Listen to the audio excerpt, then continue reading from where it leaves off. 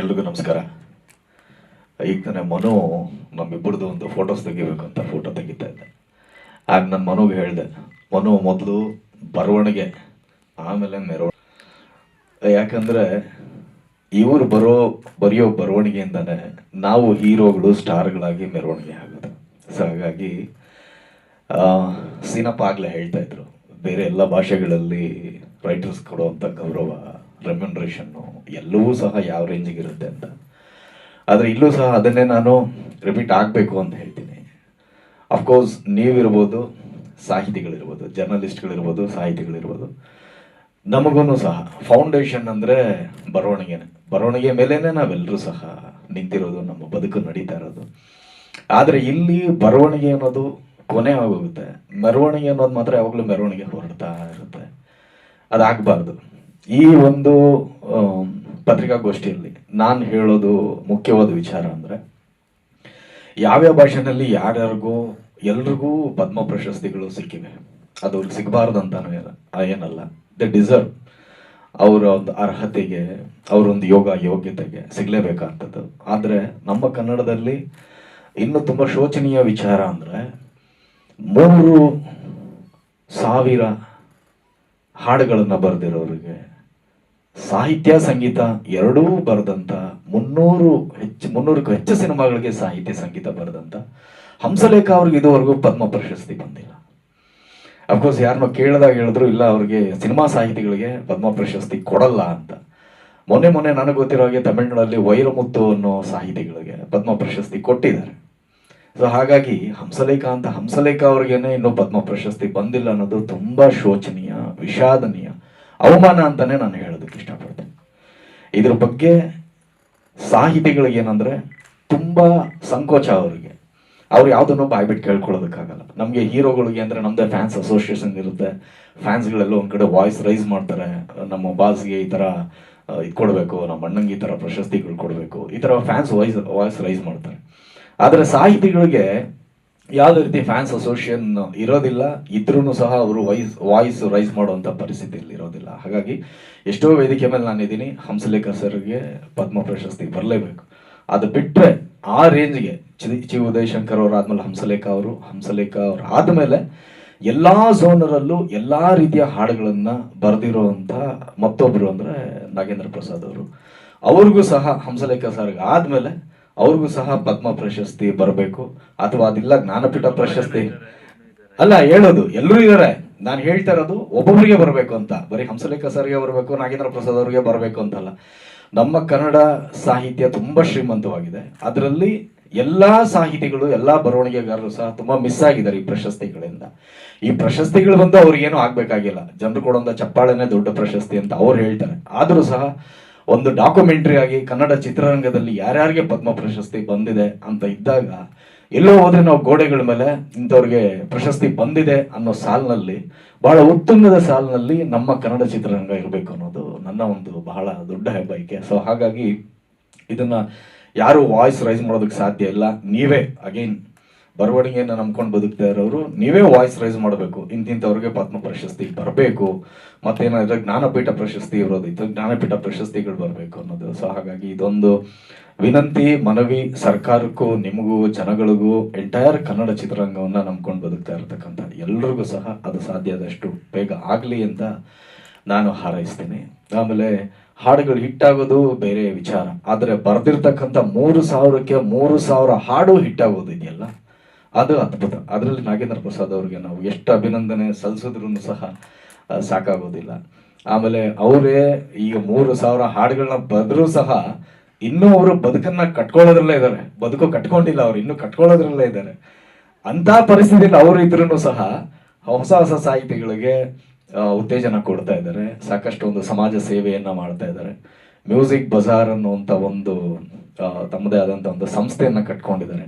ಯಾರ್ಯಾರು ಹಾಡು ಬರೀತೀರಾ ಬನ್ನಿ, ನಮ್ದೊಂದು ಸಂಸ್ಥೆನ ನಾವು ಸಪೋರ್ಟ್ ಮಾಡ್ತೀವಿ ಅಂತ. ಸೊ ಹೀಗೆ ತಾವು ಬೆಳೆಯೋದ್ರ ಜೊತೆಯಲ್ಲಿ ಸಾಕಷ್ಟು ಜನ ಸಾಹಿತಿಗಳನ್ನ, ಬರವಣಿಗೆಗಾರರನ್ನ ಸಹ ಬೆಳೆಸ್ತಾ ಇದ್ದಾರೆ ಅವರು.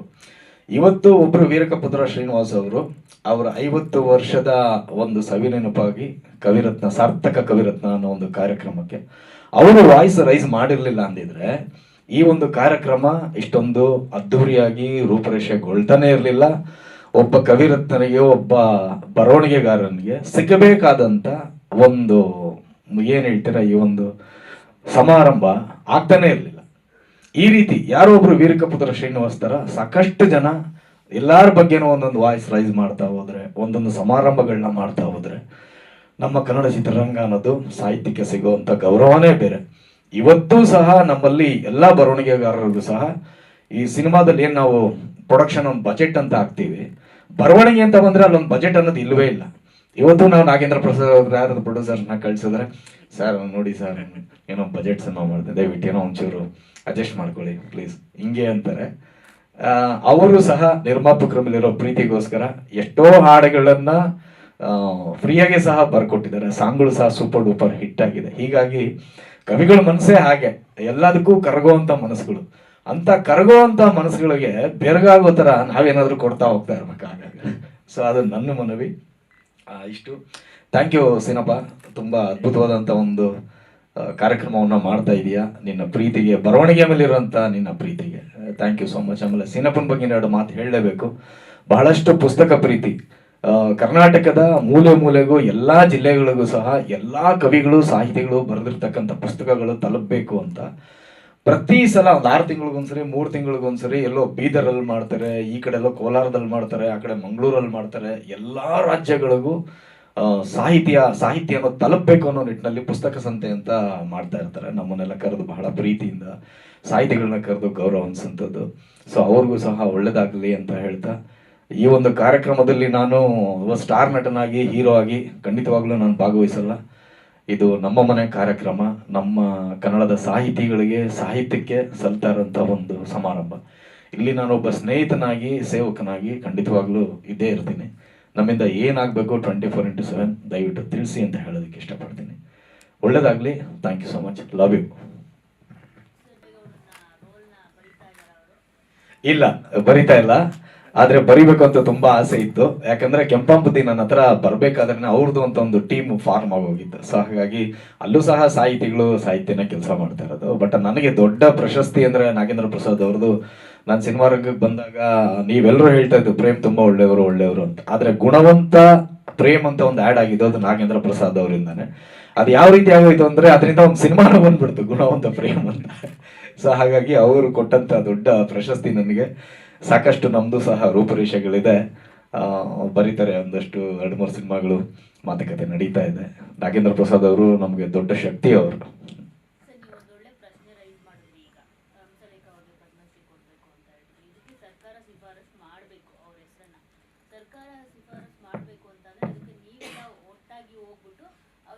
ಬೇಡಿಕೆ ಇಡಬೇಕು, ಈ ತರದವ್ರಿಗೆ ಭಾರತ ರತ್ನ ಕೊಡಿ, ಈ ತರದವ್ರಿಗೆ ಪದ್ಮಶ್ರೀ ಕೊಡಿ ಅಂತ ಹೇಳ್ಬಿಟ್ಟು. ಆ ಕೆಲಸ ಯಾರು ಮಾಡ್ತಾ ಇಲ್ಲ. ರಾಜಕೀಯ ಮಾಡೋದ್ರಲ್ಲಿ ಅವ್ರು ಬಿಜಿ ಆಗವ್ರೆ. ಅವ್ರಿಗೆ ನೀವು ನೆನಪು ಮಾಡಬೇಕು. ಇಲ್ಲ, ಇದು ಏನಂದ್ರೆ ಶೋಚನೀಯ. ಈಗ ನೋಡಿ, ಎಲ್ರಿಗೂ ಒಂದು ಈಗೋ ಅಂತ ಇರುತ್ತೆ, ಎಲ್ರಿಗೂ ಒಂದು ಅಹಂ ಅಂತ ಇರುತ್ತೆ, ಏನಾದ್ರೂ ಇರ್ಬೋದು. ಬಟ್ ಅದನ್ನೆಲ್ಲ ಬಿಟ್ಟು ನಾವು ಕೇಳೋದಕ್ಕೆ ನಾವು ರೆಡಿ. ನನ್ಗೆ ಯಾವುದೇ ರೀತಿ ಈಗೋ ಇಲ್ಲ. ಹಂಸಲೇಖ ಸರ್ಗೆ, ನಾಗೇಂದ್ರ ಪ್ರಸಾದ್ ಅವರಿಗೆ, ಯೋಗರಾಜ್ ಭಟ್ ಅವರಿಗೆ, ಜಯಂತ್ ಕಾಯ್ಕಿಣಿ ಅವರಿಗೆ, ಇನ್ನು ಯಾರ್ಯಾರು ಸಾಹಿತಿಗಳಿದ್ದಾರೆ ಎಲ್ರಿಗೂ ಪದ್ಮ ಪ್ರಶಸ್ತಿ, ಜ್ಞಾನಪೀಠ ಪ್ರಶಸ್ತಿ ಬರುತ್ತೆ ಅಂದ್ರೆ ನಮ್ಗೆ ಅವ್ರಿಗೋಸ್ಕರ ಹೋಗಿ ನಾವು ಬೀದಿಗಿಳಿದು ಕೇಳೋದಲ್ಲೂ ನಮ್ಗೇನು ಅವಮಾನ ಇಲ್ಲ, ಅಹಂ ಇಲ್ಲ. ಆದ್ರೆ ಜಸ್ಟ್ ನೀವು ಒಂದು ಯೋಚನೆ ಮಾಡಿ, ಸಿಗಬೇಕಾಗಿರೋದನ್ನ ನಮಗ್ ಕೊಡಿ ಅಂತ ಕೇಳೋದು ಬೇಡೋದಿದೆಯಲ್ಲ, ಅದು ತುಂಬಾ ಶೋಚನೀಯ.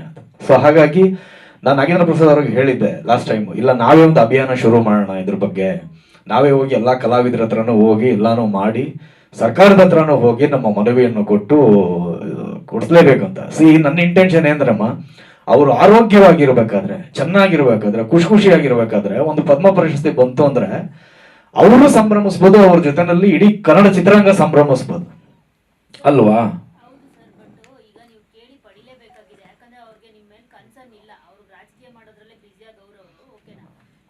ಕರ್ನಾಟಕ ರತ್ನನೇ ಅವ್ರಿಗೆ ಕೊಡೋಕೆ ಟೈಮ್ ಇಲ್ಲ, ಓಕೆನಾ? ಇದೆಲ್ಲ ಎಲ್ಲಿ ನೋಡ್ಕೊಂಡು ಕೂತ್ಕೊಂತಾರೆ ಅವರು. ಸೊ ನೀವು ಅವ್ರಿಗೆ ಮನವರಿಕೆ ಮಾಡಬೇಕಾಗಿದೆ. ಇಲ್ಲ, ಖಂಡಿತವಾಗ್ಲೂ ನಾವು ಮನವರಿಕೆ ಮಾಡ್ತೀವಿ. ಈ ಅಭಿಯಾನ ನಾನೇ ಶುರು ಮಾಡ್ತೀನಿ, ನನ್ನಿಂದನೇ ಶುರು ಆಗುತ್ತೆ ಈ ಅಭಿಮಾನ. ಹಂಸಲೇಖ ಸರ್ಗೆ ಪದ್ಮ ಪ್ರಶಸ್ತಿ ನಾವು ಕೊಡಿಸ್ತೀವಿ, ಖಂಡಿತವಾಗ್ಲೂ ಕೊಡಿಸ್ತೀವಿ. ಅವರೊಬ್ಬರಿಗೆ ಅಲ್ಲ, ಕನ್ನಡ ಚಿತ್ರರಂಗದಲ್ಲಿ ಎಷ್ಟು ಜನ ಸಾಹಿತ್ಯದಲ್ಲಿ ಸಾಹಿತಿಗಳಿದ್ದಾರೆ ಅವ್ರು ಎಲ್ರಿಗೂ ಸಹ ಅವ್ರಿಗೆ ಏನೇನು ಬರಬೇಕು ಅದನ್ನ ನಾವು ಕೊಡಿಸ್ತೀವಿ ಅಂತ ಖಂಡಿತವಾಗ್ಲೂ ಹೇಳಕ್ ಇಷ್ಟಪಡ್ತೀನಿ. ಆಯ್ತು, ಹೇಳ್ತೀನಿ. ಹೇಳ್ತಿಲ್ಲ, ಅವ್ರಿಗೂ ಚಿತ್ರರಂಗದ ಮೇಲೆ ಪ್ರೀತಿ ಇದೆ. ಬಟ್ ಏನಂದ್ರೆ ಸಾಕಷ್ಟು ಒತ್ತಡಗಳು ಅವ್ರು ಇರೋದ್ರಿಂದ ಏನಂದ್ರೆ ಈಗ ಮತ್ತೆ ನಮ್ಮಿಂದನೇ ಶುರು ಆಗ್ಬೇಕು. ನಾವು ಹೋಗಿ ಮನವಿ ಕೊಟ್ಟು ಇದನ್ನ ಮಾಡಿ ಏನು ಅಂತ ಹೇಳಿ ಕೊಡಿಸ್ಬೇಕು ಅವ್ರಿಗೆ. Thank you.